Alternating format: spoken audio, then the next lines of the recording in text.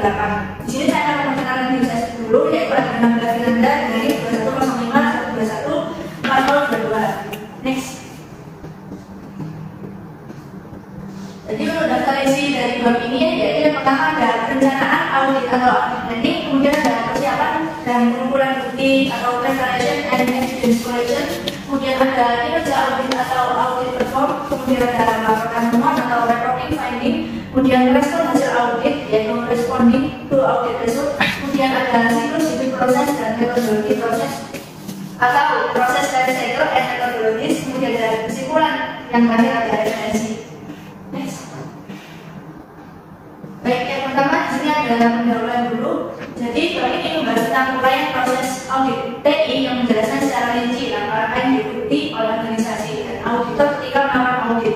Meskipun tidak ada satupun proses standar yang dapat diterapkan di semua konteks metodologi, cara kerja, standar dan metodologi dalam audit berbagai banyak aktivitas dan atribut proses yang umum. Seringkali dapat ditelusuri ke model plan, group, check, act atau siklus PDCA yang awalnya digunakan untuk kualitas tujuan perbaikan. Jadi pada bab ini berfokus pada kegiatan yang termasuk dalam area proses hukum perencanaan audit, pengumpulan dan peninjauan bukti audit, analisis dan pelaporan temuan dan menanggapi temuan yang mengambil tindakan korektif atau memanfaatkan peluang untuk perbaikan. Untuk bab ini kata kuncinya yaitu ada audit TI, proses, siklus hidup, PDCA, metodologi audit. Next. Baik, di sini ada pendahuluan selanjutnya. Jadi di gambar ini adalah yang mewakili bagaimana audit IT prosesnya, yaitu yang pertama ada plan, kemudian perform, report, kemudian respon. Sebagian besar pendekatan audit TI mencakup satu atau lebih aktivitas yang dilakukan di dalamnya area proses antara lain. Yang pertama ada perencanaan audit, yaitu yang plan tadi, kemudian kinerja audit atau perform, kemudian ada pelaporan audit atau report, yang terakhir yaitu respon untuk audit temuan dan rekomendasi atau respon. Next. Yang pertama ada perencanaan audit, yaitu proses yang pertama atau audit planning. Jadi perencanaan audit ini mencakup semua aktivitas yang diperlukan untuk memastikan hal tertentu audit, baik yang dilakukan oleh audit internal maupun eksternal, dan dapat dilaksanakan secara lengkap dan efisien untuk memenuhi tujuan audit organisasi. Perencanaan audit secara konseptual mirip dengan perencanaan proyek TI atau yang bisa inisiatif yang ditentukan, di mana audit yang biasanya memiliki tanggal mulai dan tanggal selesai yang diinginkan mengharuskan organisasi untuk menugaskan personel yang sesuai dengan sumber daya yang memadai dan menghasilkan keluaran atau output yang dapat berupa dokumentasi, temuan dan rekomendasi. Jadi dalam konteks audit ini ada kebutuhan akan audit sudah ada dan dibutuhkan begitu juga dengan prioritas relatifnya, sehingga perencanaan menekankan pada persiapan kegiatan yang sudah dilakukan dengan benar akan memfasilitasi keberhasilan pencapaian tujuan organisasi dan memastikan bahwa tim audit memiliki semua yang dibutuhkan untuk mulai melaksanakan audit. Perencanaan audit tunggal ini juga memerlukan pedoman umum dan masukan tentang kronologi, kebutuhan sumber daya, jadwal, protokol, dan informasi pendukung menjadi pertimbangan dan menentukan kebutuhan eksplisit tenggat waktu, kriteria audit, dan persyaratan pembuktian dan prosedur. Selama perencanaan audit atau audit planning ini, organisasi atau perusahaan juga menetapkan harapan tentang laporan audit atau lainnya produk kerja yang akan diserahkan pada ahli audit. Next. Kemudian di proses persiapan audit atau audit planning ini ada alokasi sumber daya. Alokasi sumber daya ini tertentu pada lingkup dan kompleksitas audit yang dilakukan. Audit TI bisa sangat intensif sumber daya. Organisasi atau perusahaan menugaskan auditor dan mengalokasikan sumber daya yang cukup untuk mendukung setiap audit berdasarkan lingkup dan jenis audit. Sifat pemeriksaan yang diperlukan untuk aset, proses, atau pengendalian yang berbeda dan juga satu penyelesaiannya. Rencana audit harus menetapkan awal yang diharapkan dan tanggal selesainya audit serta pencapaian atau titik pemeriksaan sementara diperlukan selama proyek berlangsung. Jika hasil audit sudah dicapai pada tanggal tertentu kepada komite audit, manajemen eksekutif atau khalayak eksternal seperti otoritas mengatur, maka penugasan sumber daya harus berdasarkan penyelesaian audit dalam waktu yang tersedia untuk memenuhi kepuasan internal atau eksternal dengan tenggat waktu yang sudah ditentukan. Next. Baik, untuk proses selanjutnya yaitu adalah pengumpulan data awal. Jadi pengumpulan bukti atau data awal ini fokus utamanya dalam melaksanakan audit TI, tetapi juga organisasi dapat membantu memastikan pelaksanaan audit audit yang tepat waktu dan efektif dengan mengumpulkan informasi selama tahap perencanaan yang diperlukan diperiksa oleh auditor selama audit. Jadi pengumpulan data audit tergantung pada jenis dan ruang lingkup audit. Sumber informasi yang relevan biasanya meliputi yang pertama ada kebijakan, prosedur, standar, dan pedoman. Kemudian yang kedua ada dokumentasi sistem atau aplikasi termasuk manual operasional. Kemudian ada pengaturan konfigurasi server, perangkat atau komponen teknologi yang lainnya. Kemudian ada deskripsi pengendalian yang diperangkat termasuk pengendalian keamanan, dan selanjutnya adalah laporan audit dan rencana tindakan perbaikan dari audit yang telah diselesaikan sebelumnya. Untuk sejauh organisasi mengetahui prosedur audit dan spesifiknya kriteria audit yang akan diterapkan oleh auditor, maka keluaran atau output dari perencanaan audit ini dapat mencakup penjelasan awal kebutuhan bukti atau daftar periksa audit. Next. Kemudian yaitu proses selanjutnya yaitu prosedur dan protokol audit. Jadi pemilihan kriteria audit yang digunakan untuk suatu audit tergantung pada jenis auditnya, tujuan atau hasil yang diinginkan, dan sampai subjek yang akan diperiksa. Begitu juga dengan pemilihan prosedur dan protokol audit yang akan digunakan oleh auditor untuk mencerminkan hal tersebut, jenis dan tujuan audit serta apa yang diaudit. Definisi dari ruang lingkup dan tujuan audit selama perencanaan audit ini biasanya berkorelasi dengan kriteria audit yang telah ditetapkan oleh audit, prosedur, dan protokol. Dalam audit internal, program audit organisasi personel umumnya memiliki keleluasaan untuk menentukan prosedur dan protokol yang paling sesuai dengan tujuan audit mereka. Saat menggunakan layanan eksternal auditor, organisasi atau perusahaan itu cenderung tidak memiliki prosedur atau prosedur audit prosedur yang direkomendasikan atau diusulkan mungkin termasuk dalam kriteria organisasi pertimbangkan ketika memilih auditor eksternal. Saat melakukan jenis audit TI tertentu seperti yang dimaksud untuk mencapai atau menetapkan sertifikasi dan menunjukkan kepatuhan terhadap persyaratan peraturan, pilihan audit organisasi, prosedur, dan protokol mungkin dibatasi oleh kebutuhan sesuai dengan standar yang ditentukan secara eksternal. Organisasi perlu memastikan bahwa mereka melakukan audit yang dilakukan sesuai dengan standar yang harus dimiliki, yakni terhadap keadilan dan validitas hasil audit. Next.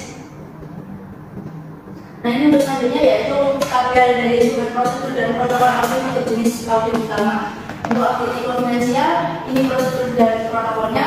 Kemudian untuk audit tipe operasional, ini audit dan prosedur dan protokolnya. Kemudian untuk certification audit dijelaskan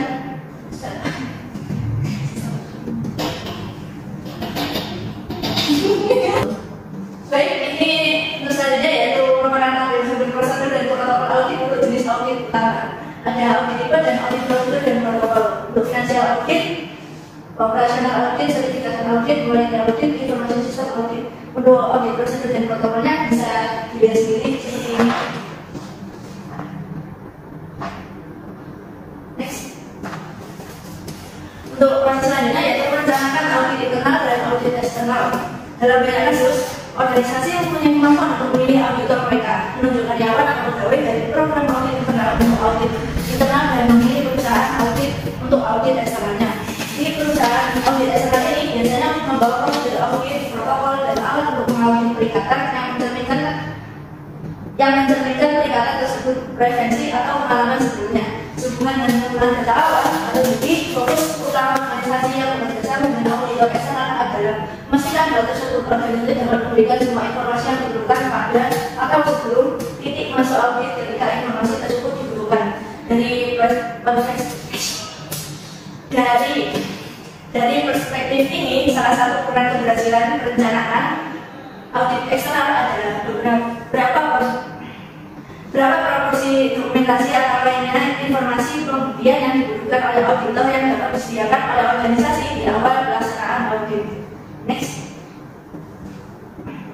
Untuk selanjutnya yaitu dengan adanya keterlibatan auditor eksternal ini umumnya melibatkan adanya perjanjian kontrak formal antara perusahaan audit dan organisasi yang diaudit yang menetapkan harapan dan kewajiban sumber daya dan jenis hubungan yang dikembangkan masing-masing pihak dalam audit proses. Jadi organisasi ini biasanya mempunyai kepentingan dalam memastikan hal ini bahwa audit eksternalnya sudah berjalan sesuai rencana, menangani seluruh aspek sepenuhnya dalam ruang lingkupnya dan berakhir dalam jangka waktu yang sudah ditentukan. Banyak jenis audit internal menghasilkan temuan atau hasil lain yang digunakan auditor eksternal sebagai bukti efektivitas relatif pengendalian internal. Organisasi atau perusahaan sudah dapat memberikan dukungan secara lebih efektif aktivitas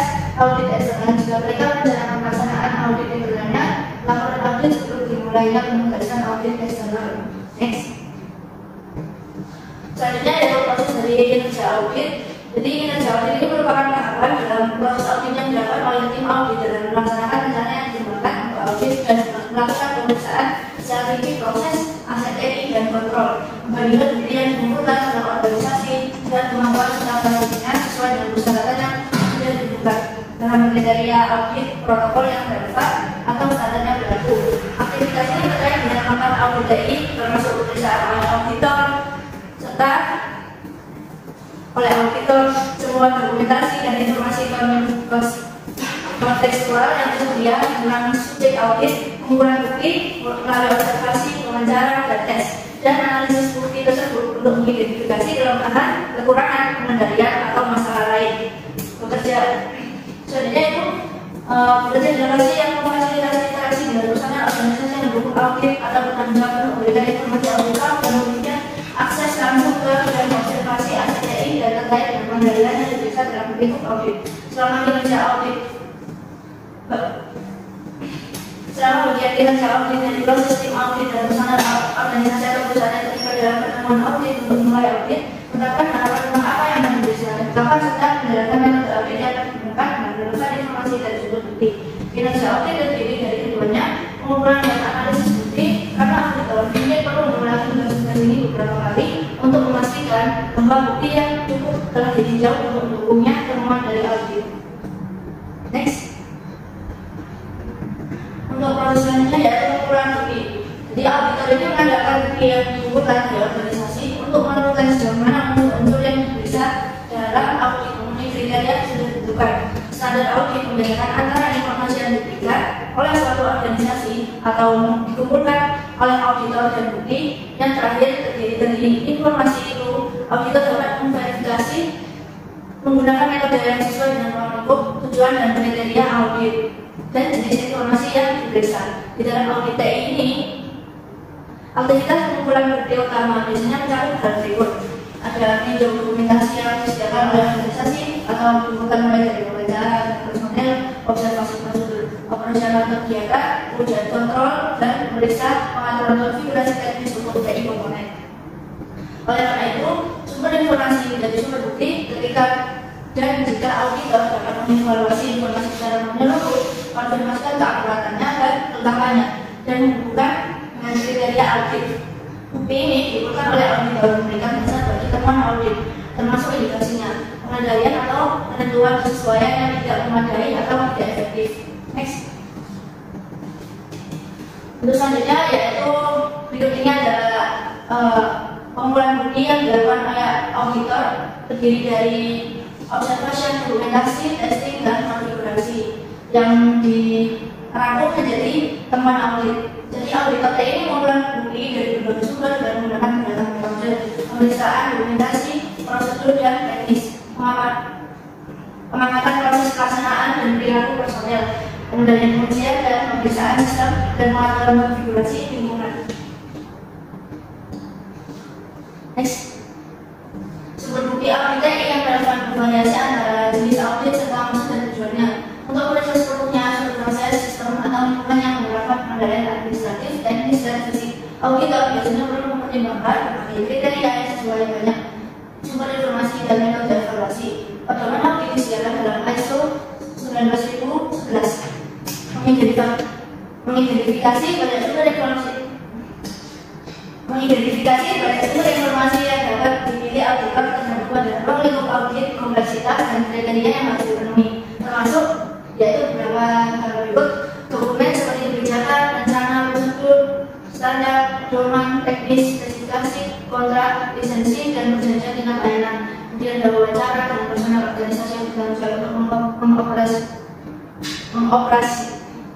mengoperasikan atau mengelola mata pelajaran yang diperiksa. Kemudian ada observasi langsung terhadap aktivitas yang terjadi di lingkungan organisasi. Kemudian ada aplikasi, database, antar muka, interface pengguna, dan komponen teknis lainnya. Kemudian ada data kinerja seperti peringkat atau kualitas kepuasan pelanggan dan memasuk laporan yang dihasilkan oleh pihak ketiga. Kemudian ada yang lain, ada pengujian kontrol, pemodelan atau latihan yang disimulasikan atau sebenarnya. Next. Saat melakukan audit terhadap organisasi atau subjek yang besar atau kompleks, volume informasi yang dipertimbangkan oleh auditor dari pengumpulan bukti proses mungkin melebihi kapasitas tim dari audit tersebut. Dalam kasus seperti ini, auditor biasanya dapat melakukan hal tersebut terlibat dalam pengambilan sampel informasi, menerapkan metode audit pada bagian dari informasi yang tersedia, dan menggunakan hasilnya untuk melakukan analisis dari pengembangan temuan audit. Penggunaan sampling ini dapat meningkatkan kelayakan dan biaya efektivitas audit. Namun, menerapkan persyaratan prosedur tambahan auditor untuk memastikan bahwa metode pengambilan sampel yang digunakan dalam audit ini tepat, sesuai untuk jenis audit dan valid secara statistik, serta sampel yang diambil mewakili seluruh yang lain informasi. Next. Selanjutnya adalah proses analisis bukti. Tujuan dari pengumpulan buktinya adalah untuk memungkinkan auditor mengkorelasikan bukti terhadap kinerja audit yang berlaku dan menganalisis bukti untuk menemukan sejauh mana kriteria tersebut terpenuhi. Praktik untuk menganalisis bukti audit ini mencakup berbagai metode. Auditor dalam memilih yang paling tepat metode berdasarkan jenis pengendalian yang diperiksa dan jenis audit serta maksud dan tujuannya. Aduan yang tersedia untuk menganalisis bukti rekomendasi metode yang berbeda digunakan sendiri atau dikombinasikan untuk mengevaluasi pengendalian administratif, teknis, dan fisik. Pilihan dari metode audit ini juga memperhitungkan jumlah dan kualitas interaksi antara auditor dan personel dalam organisasi yang diaudit. Tingkat akses yang dimiliki auditor ini terhadap komponen TI atau subjek audit lainnya, dan lokasinya auditor, misalnya di lokasi atau di luar lokasi selama pemeriksaan. Kemudian analisis metode ini juga dapat dilakukan pada tingkat ketelitian yang berbeda. Tujuan audit dan persyaratan mengenai penggunaan hasil audit mendorong kelengkapan kegiatan pemeriksaan atau pengujian. Kemudian auditor ini juga bertanggung jawab untuk mendeskripsikan prosedur analisis spesifik yang mereka gunakan dalam kertas kerja atau dokumentasi lainnya yang tersedia untuk audit manajer dan eksekutif organisasi atau perusahaan guna untuk membantu memperkuat kualitas audit. Next. Kemudian berikut ini merupakan penerapan metode audit untuk berbagai jenis bukti. Ini tabelnya. Kemudian kriteria yang digunakan dalam audit ini biasanya mencakup persyaratan yang harus dipenuhi dibuka secara objektif serta melibatkan pertimbangan auditor yang mengumpulkan dan menganalisis bukti. Auditor ini mempertimbangkan kedua jenis tersebut bukti dan sumbernya untuk menilai keadaan dan kecukupannya untuk mendukung audit temuan. Next. Untuk proses selanjutnya yaitu melakukan temuan. Jadi temuan audit ini dihasilkan dari perbandingan bukti dengan kriteria audit. Bergantung pada jenis audit dan tujuannya, temuan yang dilakukan dapat memenuhi seluruh kriteria atau hanya elemen yang menurut auditor kurang atau tidak cukup didukung oleh bukti. Hampir pada semua metodologi audit ini menekankan hal tersebut. Pentingnya melakukan temuan benar atau ketidaksesuaian dengan audit kriteria karena area ini mewakili sumber risiko yang diaudit. Semua metodologi audit ini menekankan hal tersebut. Pentingnya melakukan temuan atau ketidaksesuaian dengan audit kriteria karena area ini mewakili sumber risiko yang diaudit. Organisasi perlu merespon tergantung pada tujuan audit dan audiens yang dituju untuk laporan audit. Isi laporan ini dapat mencakup temuan yang memuaskan dan di bidang kesesuaian tambahan atau kekurangan. Misalnya, protokol audit untuk audit kepatuhan dan sertifikasi seringkali memerlukan penggunaan daftar periksa atau tagline persyaratan yang digunakan auditor mencatat kepuasan atau kegagalan organisasi dalam memenuhi seluruh kepatuhan persyaratan atau kriteria sertifikasi.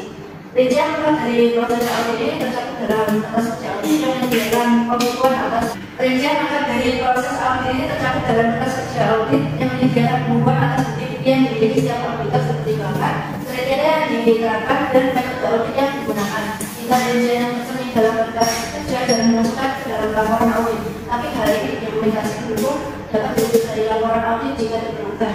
Next.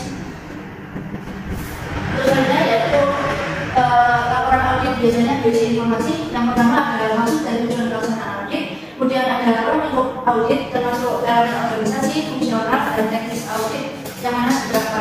Kemudian ada identifikasi klien audit, identifikasi peserta audit, kemudian waktu pelaksanaan audit, kemudian lokasi di mana audit itu dilakukan, termasuk fasilitas organisasi atau perusahaan, dan lokasi kerja auditor di luar organisasi jika ada.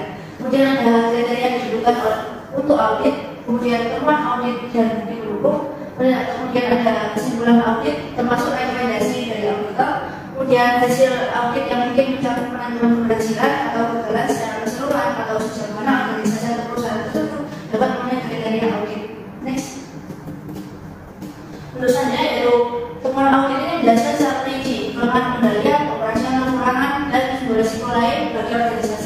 Laporan audit ini seringkali menyatakan informasi yang sensitif atau rahasia yang organisasi subjek tidak ingin dipublikasikan atau diungkapkan kepada klien atau kompetitor, pelanggan, mitra bisnis, atau bukan dari regulator atau otoritas pengawas kecuali pengungkapan tersebut secara eksplisit diperlukan.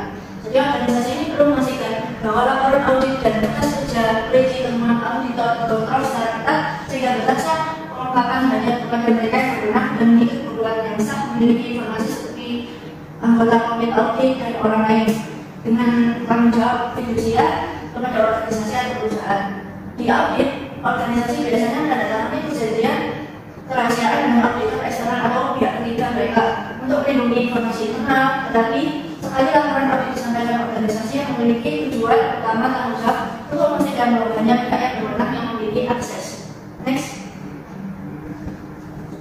Kemudian yaitu ada proses pengumpulan informasi dalam laporan audit.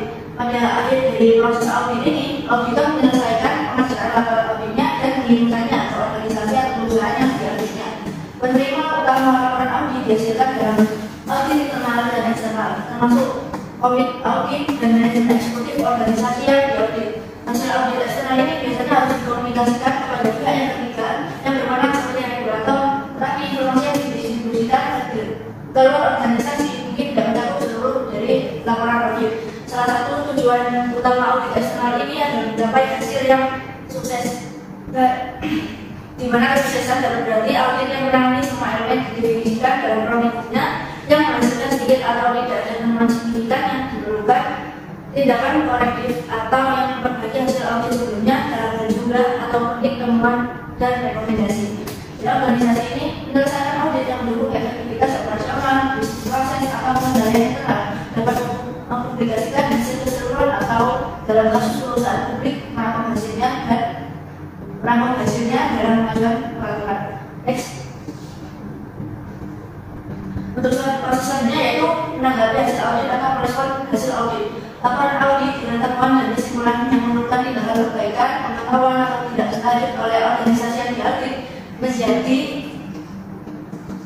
masukan atau input yang signifikan untuk proses perencanaan dan pelaksanaan hasil organisasi yang tepat.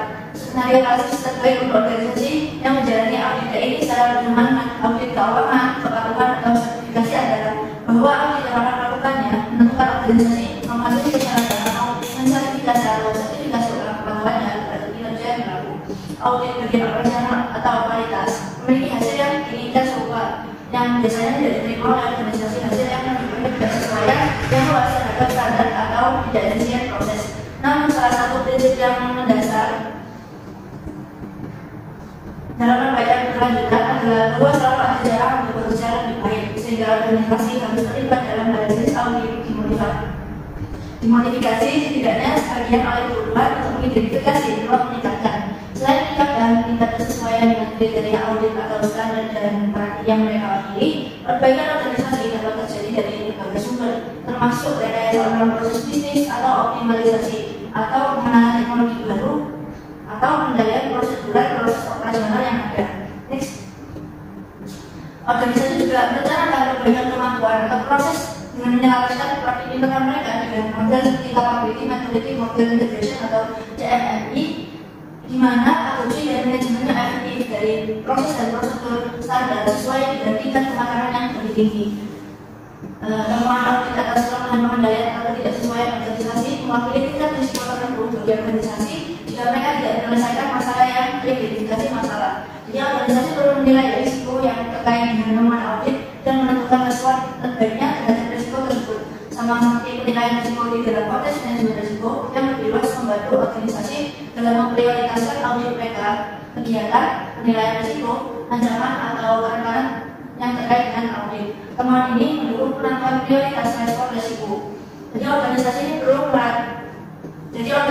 perlu melacak respon mereka terhadap temuan audit melalui pemantauan dan kegiatan tidak lanjut untuk memastikan bahwa mereka memenuhi komitmen yang didokumentasikan dalam laporan audit akhir atau rencana perbaikan, dan untuk memberikan informasi selanjutnya tim audit tentang perubahan yang diterapkan sejak audit sebelumnya. Next. Kemudian proses yaitu ada siklus hidup proses dan metodologi. Meskipun penugasan audit individu ini biasanya memiliki role yang ditentukan, serangkaian tujuan serta tanggal pengelolaan banyak sedikit audit yang benar-benar merupakan tujuan sendiri. Apakah suatu organisasi mencapai tujuannya dimaksudkan dari suatu audit ini dari temuan atau kesimpulan dalam laporan audit mempelajari aspek-aspeknya, pengendalian atau kemampuannya yang tidak beroperasi sebagaimana mestinya, bagaimana standar atau kriteria yang berlaku atau tidak cukup atau tidak efektif untuk mendukung hal tersebut dari tujuan organisasi yang dimaksud. Temuan tersebut mewakili peluang untuk perbaikan serta area fokus potensial untuk masa depan audit yang mencakup pengendalian atau kemampuan yang sama, dengan kemungkinan pengecualian audit yang dilakukan sebagai bagian dari investigasi. Hampir semua jenis audit TI dilakukan lebih dari satu kali dalam suatu organisasi secara berkala sebagaimana ditentukan dalam undang-undang peraturan atau persyaratan sertifikasi atau majalah frekuensi yang ditentukan oleh organisasi dalam strategi audit internal mereka. Sifatnya ini bersiklus dan berulang. Sebagian besar proses audit ini mencerminkan harapan bahwa audit akan diulang. Pengulangan ini merupakan ciri khas dari inisiatif perbaikan berkelanjutan dan metodologi yang sesuai, terutama termasuk dalam siklus revisi lainnya atau siklus demi yang menjadi landasan banyak proses audit didasarkan.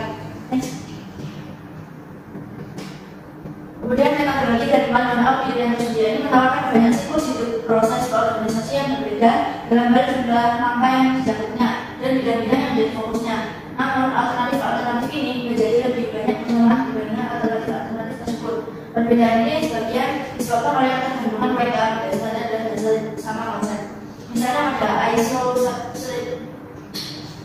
ada ISO 1911 Guidelines for Auditing Management System atau Pedoman Manajemen Audit System, yaitu menerapkan model siklus PDCA pada proses pengolahan auditnya.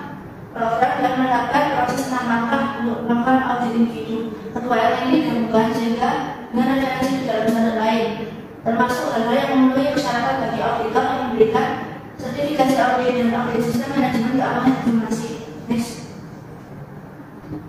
Jadi kesimpulannya untuk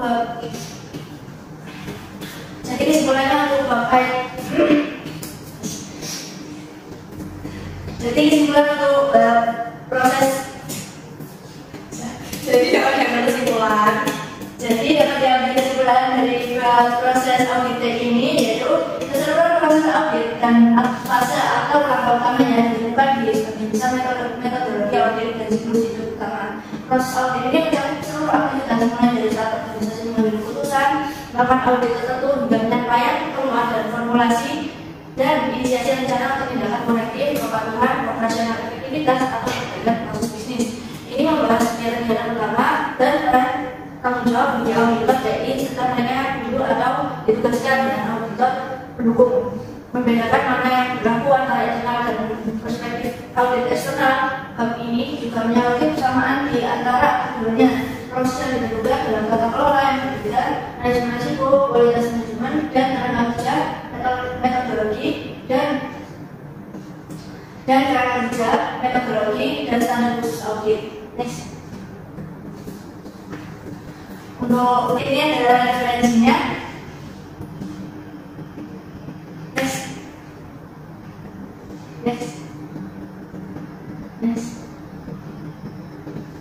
Baik, itu saja yang mungkin dapat saya sampaikan. Bila ada kata atau salah ucapan, mohon dimaafkan. Terima kasih. Wassalamualaikum warahmatullahi wabarakatuh.